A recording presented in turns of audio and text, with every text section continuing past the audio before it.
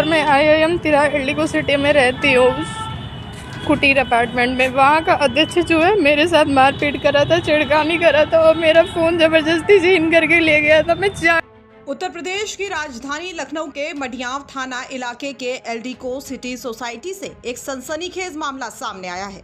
Social media पर एक भाई बहन का वीडियो तेजी से वायरल हो रहा है, जिसमें वो इंसाफ की गुहार लगाते दिख रहे हैं।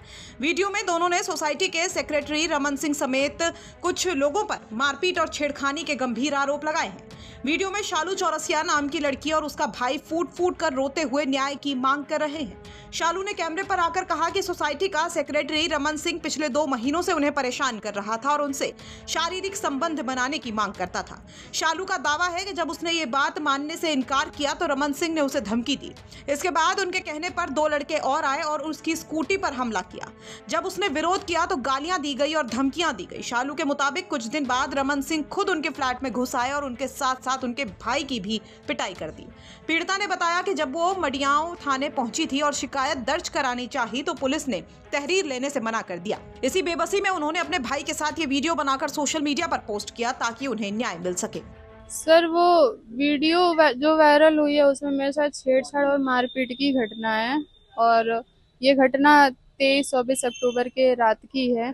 उसके बाद से मैं अपनी न्याय की उम्मीद में मैं मडियाव थाने आई थी शिकायत दर्ज कराने के लिए, लेकिन पुलिस के द्वारा शिकायत दर्ज नहीं करी जा रही थी। मैंने उनको सारी चीज़ें बताई कि सोसाइटी का अध्यक्ष रमन सिंह पिछले 2 महीने से मुझे परेशान कर रहा था, मेरे को शारीरिक संबंध बनाने के लिए बोलता था। 23 अक्टूबर के दिन में उसने मेरे को बोला ऐसी चीज़ करने को, मैं मना करी तो वो कहने लगा मुझे मना कर रही हो तो अच्छा नहीं होगा। फिर उसके द्वारा भेजे गए 2 आदमी मेरी स्कूटी पे डंडे से मार रहे थे और गाड़ी पटक रहे थे। जब ये चीज़ मैं देखी, क्योंकि मैं वहीं नीचे पास में ही थी, मैं खाना खाने के बाद अक्सर रात में मैं नीचे टहलने आ जाती हूँ, थोड़ा 5-10 मिनट टहल करके फिर वापस मैं कमरे में चली जाती हूँ। मैंने उस व्यक्ति से पूछा मेरी गाड़ी क्यों पटक रहे, उनका नाम सूरज है, मेरी गाड़ी क्यों पटक रहे है? तो वो कहने लगे कि अभी फ़ोन लेकर के आता हूँ तो बताता हूँ कि गाड़ी क्यों पटक रहा हूँ। जब वो फ़ोन लेकर के आए मेरे को गंदी गंदी गालियाँ देने लगे। मुझे समझ में नहीं आया कि ये सारी चीज़ें क्या हो रही हैं।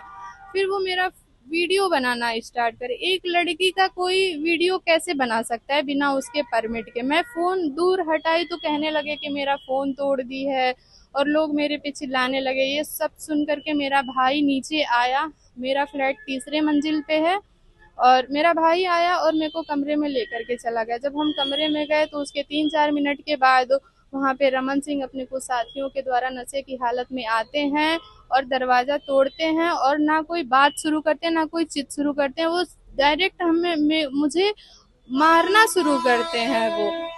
और क्या कहते हैं कि वहाँ मैं और मेरे भाई के अलावा कोई मेरी जान पहचान का नहीं था, सभी हमें मारने पे लगे हुए थे। हम 2 लोगों पे 20-25 लोग थे मारने के लिए।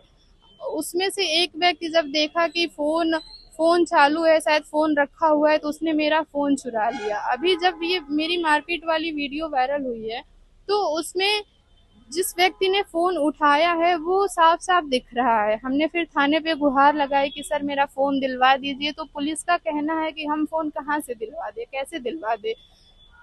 किस इंसान ने फ़ोन चुराया, किस इंसान ने फ़ोन उठाया, वो सब कुछ पुलिस के सामने है। उसके बाद भी मैं ये क्वेश्चन करना चाहूँगी कि पुलिस मेरा फ़ोन बरामद करने में इतनी असमर्थ क्यों है?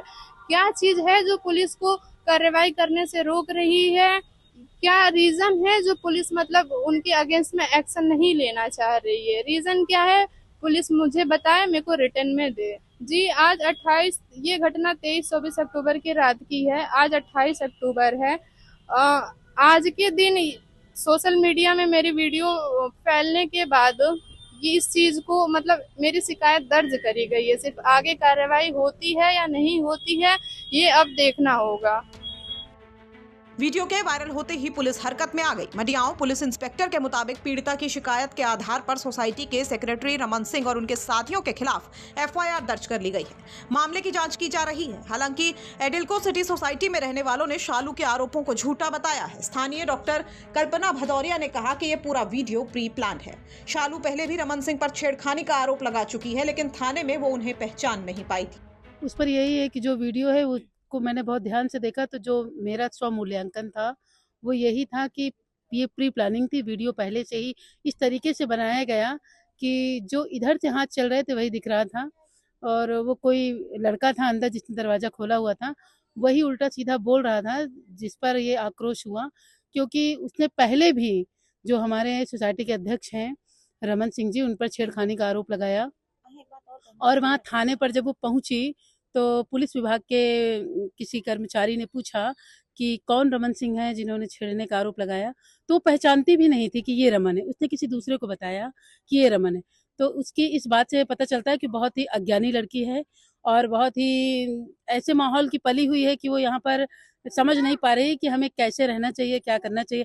आए दिन किसी न किसी से लड़ाई झंझट झगड़ा यही करती है, जो कि अशोभनीय है। शायद किसी बड़े को उसे समझाना चाहिए, या किसी घर में उसके माता पिता को या भाई को उसके साथ कुछ दिन तो रहना ही चाहिए, जो उसे संस्कार सिखा सके कि हम बाहर रह रहे हैं, कैसे रहना चाहिए, झूठ बोलना चाहिए या नहीं। सोसाइटी का सीसीटीवी वायरल हो रहा है, उसमें गार्ड का फोन तोड़ दिया है, कुछ नोक-झोंक हो रही है, उस पर क्या कुछ आप जानकारी? उस पर जो प्राप्त जानकारी के अनुसार यही है कि स्कूटी सबकी एक सिस्टम से खड़ी होती है, लाइन से खड़ी होती, बताया गया है। उसने गलत तरीके से खड़ी किया, और जब उसने कहा कि ये गाड़ी, हमारे गार्ड ने कहा कि गाड़ी जो है ठीक से मैम खड़ी करिए, इस पर वो बहुत उसने क्रोध जताया, और क्रोध में उसने ऐसे अभद्र शब्दों का इस्तेमाल किया जो कि बहुत ही निंदनीय थे। एक सभ्य सोसाइटी की परिभाषा नहीं होती है कि हमारी भाषा कैसी है कैसी नहीं है। तो इस पर उसने फ़ोन निकाला और उसका फ़ोन ही तोड़ दिया। और चूंकि वो एक स्त्री और पुरुष का होता है, तो वो उसको हाथ भी उसका पकड़ के छीन नहीं सकता था कि नहीं मतलब नहीं छू सकते। कुछ ऐसी अपनी मर्यादाएं होती हैं हमारे समाज में, हमारी भारतीय संस्कृति में। तो उसने उसका फ़ोन लेके तोड़ दिया, जो कि गलत है। वहीं ममता नाम की एक रेजिडेंट ने भी शालू के बिहेवियर पर सवाल उठाए हैं। उनका कहना है कि शालू गाली गलौज करती है, गार्ड से बदतमीजी करती है और एक बार तो उनका मोबाइल भी तोड़ चुकी है। उनके खिलाफ